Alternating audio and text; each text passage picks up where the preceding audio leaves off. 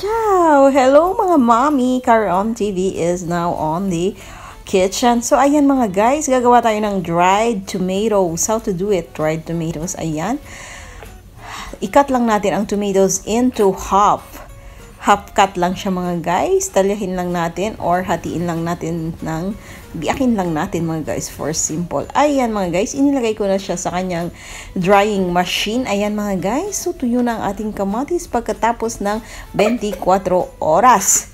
Ayan mga guys, so ngayon ang gagawin ko ay ilalagay ko ang aking dried kamatis sa i-conserve ko siya mga guys for future use. Ang aking bibe ikatabi ko na naman at papampam na naman umiyo bibe.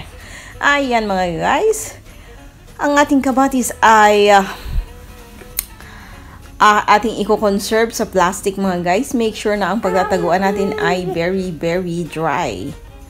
So ayan mga guys, sinanda ko na ang aking plastic para sa conservation ng ating dried tomatoes. 24 hours ko siyang drenay mga guys. Ayan, inilalagay ko. Alam nyo, maraming pwedeng paggamitan yan mga guys. Gourmet, for pasta, pasta erbeta mga guys. Pwedeng ilahok sa pasta erbeta. Isang masarap na pasta. Menu ng pasta ang pasta erbeta. Yun ay mga herbs, all dried herbs, tomatoes, carrots, all types of herb, basil and coriander and many herbs. Oh, ciao Sarah. Ay, ang aking bebe ay papampa mga guys. Kaya naman tuloy-tuloy ang pagtutok kay Caron TV at gagawin natin ang iba't ibang gawaing bahay mga guys. So, ayan mga guys, tuloy-tuloy lang ang ating paglalagay at pagkukwentuhan ng pakikipagmaritesan ko sa inyo mga ka-YouTube.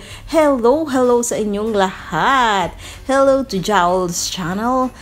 Pinoy OFW sa Africa, Pinoy worker sa Africa, hello to you. Caron TV is on the kitchen. Please like, subscribe, and comment on my channel, Caron TV. Bye mga guys! Simple lang naman ang pagpapatuyo nito mga guys. Ating ilalagay lang sa drying machine at for 24 hours. Bye-bye na mga guys at nag-iiyak ng aking bebe.